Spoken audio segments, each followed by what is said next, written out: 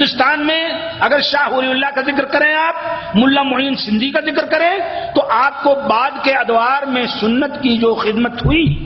رشید رضا جیسے لوگ، عبدالعزیز خولی جیسے لوگ، ہندوستان کے مناظر احسن گیلانی جیسے لوگ جو اہل حدیثوں کو صدرن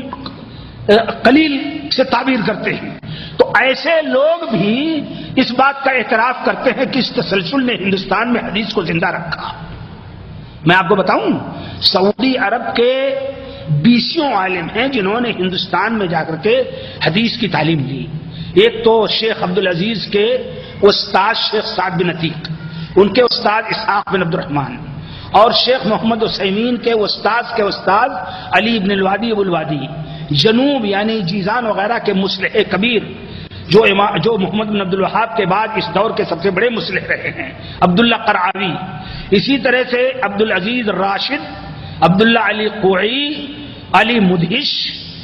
عبداللہ قصیر، یہ سب لوگ گئے اور حضرت میاں نذیر حسین محدث دہلوی رحمۃ اللہ علیہ سے اور شیخ حسین انصاری سے ان لوگوں نے درس حاصل کیا، وہیں سے یہاں حدیث کی تعلیم پہنچی۔ تو جب 1918 میں رشید رضا کے پاس عبدالعزیز راشد وغیرہ گئے کہ ہم لوگ حدیث پڑھنے کے لیے آئے ہیں، تو کہا حدیث کہیں نہیں ہے سوائے ہندوستان کے، ہندوستان میں جاؤ۔ وہاں سے لوگ زبیر آئے عراق، وہاں سے جہاز پر اٹھے ہندوستان گئے، اور ہندوستان جانے کے بعد انہوں نے میاں نذیر حسین صاحب محدث دہلوی کے شاگرد مولانا احمداللہ صاحب پرتاپ گڑھی سے پورے طور پر درس حدیث لیا، اور پھر آئے تو مصر میں آ کر کے انہوں نے جماعت انصاری سنت المحمدیہ قائم کی۔ اسی طریقے سے شیخ سعد بن عتیق جو یہاں کے بہت بڑے قاضی تھے، انہوں نے مکے میں بھی بیٹھ کر کے درس دیا اور جگہوں پر بھی، اور یہ تاریخ پھیلی۔ تو ہندوستان میں جو حدیث کی نصرت اور حدیث کی نشر و اشاعت اور اس تسلسل کے قائم رکھنے کا فریضہ انجام دیا گیا ہے، اس میں سیاسی لوگوں میں تو محمد تغلق، شہاب الدین غوری، محمود غزنوی کے ایک وزیر تھے، قفال مروزی محدث، ان کے استاد، ان لوگوں نے، اور اسی طریقے سے اکبر شاہ اس تھانہ کے نواب، اور اسی طرح سے بھوپال کے نواب اور عالم اور مجتہد نواب صدیق حسن خان، اور حیدرآباد کے نواب وحید الزماں، اور اسی طریقے سے اور لوگ ہیں، میں اس تعداد میں اگر جاؤں تو رات بیتے گی، لیکن تسلسل کے ساتھ جو حدیث کا یہ تسلسل، سنت کا تسلسل، سنت کا اور حدیث کا اور توحید کا اور قرآن کا دفاع سب سے زیادہ اجتماعی طور پر جن لوگوں کے ذریعے ہوا، وہ 2 شخصیتیں تھیں ہندوستان میں۔ ایک تو شیخ نذیر حسین محدث دہلوی، جن کا لقب پڑ گیا ایٹومیٹک، جس کو عربی میں کہتے ہیں تلقائین، شیخ الکل فی الکل، شیخ العرب والعجم، جن کے شاگردوں کا ذکر بھی کیا میں نے۔ تمام چیزوں میں حدیث، تفسیر، فقہ، یعنی فقہ میں سر سید احمد خان لکھتے ہیں میاں نذیر حسین محدث دہلوی کے بارے میں کہ ان کو فقہ حنفی کی جزیات پر جتنا عبور تھا کسی عالم کو عبور نہیں تھا۔ یہی صورت مولانا عبدالجلیل سامرودی رحمۃ اللہ علیہ کی تھی اپنے دور میں، جتنا زیادہ جزیات پر ان کو عبور تھا مفتی کفایت اللہ صاحب رحمۃ اللہ علیہ تک کو عبور نہیں تھا۔ تو یہ آ کر کے خدمت میں سمٹ گئی 2 شخصیتوں میں، ایک تو میاں نذیر حسین محدث دہلوی جن کی پیدائش ہوئی 1220 میں اور وفات ہوئی 1320 میں، یا پیدائش ہوئی ان کی 1808 میں اور وفات ہوئی 1901 میں، اور یا شیخ حسین ابن محسن الانصاری الحدیدی الامانی جو حدیدہ صنعاء کے تھے، نواب صاحب آئے تھے، ان کا جہاز خراب ہو گیا تو وہ حدیدہ میں اترے، وہاں کی کتابیں نقل کی، شیخ حسین بن محسن الانصاری محدث کو لے گئے، ان کی پیدائش، ان کی وفات وہاں 1327 میں ہوئی۔ میاں نذیر حسین محدث دہلوی کے شاگرد اور ان کی تربیت کا یہ کمال تھا کہ آج تک 1320 میں ان کی وفات ہوئی، یعنی 1901 میں، آج تک ان کو کوئی بھلا نہیں سکا۔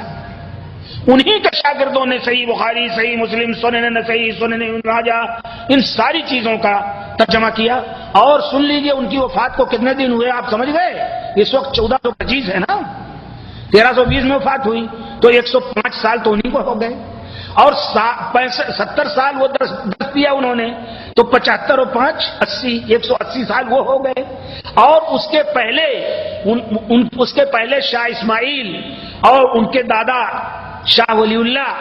اور ملا معین ان لوگوں نے جو درس دیا، تو میاں نذیر حسین محدث دہلوی ہی کو ہو گئے ان کی جد و جہد میں 200 سال۔ اب جو لوگ اس انداز کی الٹی بات کہتے ہیں کہ یہ مسلک سنت یا اہل سنت والجماعت کا جو طریقہ ہے یا اہل حدیث کا یا سلفیوں کا جو طریقہ ہے وہ 100 سال کی یا 75 سال کی پیداوار ہے، یہ کتنی غلط بات ہے، کتنی نامناسب بات ہے۔ آدمی کو وَلَا يَجْرِمَنَّكُمْ شَنَآنُ قَوْمٍ عَلَىٰ أَلَّا تَعْدِلُوا، کسی کی مخالفت، کسی کی دشمنی تمہیں اس بات پر آمادہ نہ کرے کہ تم انصاف نہ کرو۔ اعْدِلُوا هُوَ أَقْرَبُ لِلتَّقْوَىٰ، اور تاریخ تو آپ سے انصاف کرا لے گی، تاریخ آپ کی باتوں کو نہیں مانے گی۔ تاریخ عجیب ہے، یہ اتنی ظالم چیز ہے اور اتنی منصف چیز ہے کہ رفتہ رفتہ پورے طور پر سب آ جائے گی اور سب کو اقرار کرنا پڑے گا۔ تو میاں نذیر حسین محدث دہلوی رحمۃ اللہ علیہ کے بعد ان کے شاگردوں میں ایک تھے علامہ ابو محمد ابراہیم آروی، جنہوں نے سب سے پہلے اقامتی درسگاہیں ہاسٹل والی قائم کی آرا میں، اور جب دارالعلوم ندوۃ العلماء کی بنیاد رکھنے کا معاملہ آیا تو انشاءاللہ خان انشاء جو اس دور کے بڑے ادیب تھے انہوں نے کھل کر کہا کہ دارالعلوم ندوۃ العلماء کی کوئی ضرورت نہیں، علامہ محمد ابراہیم آروی کا مدرسہ احمدیہ آرا کافی ہے پورے ہندوستان میں۔ اسی طریقے سے قاضی سلیمان منصور پوری رحمۃ اللہ علیہ جب علامہ شبلی نعمانی نے سیرت النبی لکھنا چاہا تو علماء نے کھڑے ہو کر کے کہا کہ علامہ شبلی نعمانی آپ کو کوئی ضرورت نہیں ہے سیرت رسول لکھنے کی۔ سیرت رسول قاضی سلیمان منصور پوری نے لکھی، 1930 میں وفات ہوئی۔ میاں صاحب کے وہ بھی شاگرد تھے اور وہ کتاب کافی و وافی ہے اردو میں، اور یہ حقیقت ہے آج تک سیرت رسول پر رحمت للعالمین سے اچھی کتاب نہیں لکھی گئی ہے۔ آپ لوگ اردو میں، انگریزی میں، عربی میں، تینوں میں پڑھ سکتے ہیں اس کو۔ تو میاں نذیر حسین محدث دہلوی کے شاگردوں میں سب سے پہلے شاگردوں میں امام عبداللہ غزنوی، علامہ ابو محمد ابراہیم آروی، اسی طریقے سے علامہ عین الحق پھلواروی، اسی طریقے سے علامہ عبدالعزیز رحیم آبادی، علامہ عبد المنان محدث وزیر آبادی۔ ان لوگوں نے جگہ جگہ بیٹھ کر ادارے قائم کیے اور طلباء کو حدیث اور قرآن کا درس دیا، اور پھر ان کے شاگردوں کا سلسلہ پھیلا جو پورے ہندوستان میں، نیپال میں، بنگلہ دیش میں، برما میں، انڈونیشیا میں، آپ کو معلوم نہیں ہے یہ آپ کے مدینے میں جو دارالحدیث ہے، یہ آ کر کے میاں نذیر حسین صاحب محدث دہلوی کے ایک شاگرد تھے مولانا احمد دہلوی، انہوں نے یہاں دارالحدیث کھولا، آج بھی سب سے بڑا ایک ادارہ ہے۔ اسی طرح دارالحدیث جو اجیاد میں وہاں مکے میں ہے، یہ بھی ان کے شاگردوں نے آ کر کے کھولا، بعد میں محمد بن عبدالرزاق وغیرہ نے اس کی محنت کی۔ یہاں سے لوگ گئے کہ 4 پریش تھے ان کے پاس، نواب صدیق حسن خان کے پاس، جو شب و روز حدیث اور تفسیر کی نشر و اشاعت کا کام کرتے تھے۔ 332 کتابیں خود انہوں نے لکھی، گھروں میں بھیجتے تھے۔ جو آدمی بلوغ المرام زبانی یاد کر لے اس کو 30 روپے کا وظیفہ ہمیشہ کے لیے جاری کرتے تھے۔ 30 روپے اس دور پہ جانتے ہیں کیا ہوگا؟ 1307 میں ان کی وفات ہوئی، 1892 میں 30 روپے اس وقت کیا ہوگا؟ جو مشکات یاد کر لے اس کو 50 روپے، اور جو صحیح بخاری یاد کر لے اس کو 100 روپے، اور اس کے علاوہ یکجا منافع جو مولانا عبدالوہاب نابینا دہلی وغیرہ نے سب کیا تھا۔ تو یہ لوگ پورے طور پر ناصر الحدیث اگر ہندوستان میں کسی کا لقب دیا جا سکتا ہے ایمانداری کے ساتھ، بغیر کسی ظلم کے اور بغیر کسی مبالغے کے اور بغیر کسی تاریخی غلطی کے، تو حقیقت میں امام شافعی رحمۃ اللہ علیہ کو جیسے ناصر الحدیث کا لقب دیا گیا تھا دور سلف میں، ظاہر ہے ان کا مقام اتنا بڑا تھا۔ ان کی کتاب الرسالہ آج بھی اصول فقہ کی سب سے بڑی کتاب ہے، جماع العلم اور چیزیں۔ اسی طرح سے امام میاں نذیر حسین صاحب محدث دہلوی ہندوستان کی سرزمین میں 200 سال پہلے حدیث کے مجدد ہیں اور ناصر الحدیث کے لقب کے صحیح مستحق ہیں، مبالغے کے بغیر۔ اللہ تعالی ہم سب کو کہنے سے زیادہ کرنے کی توفیق دے۔ آمین۔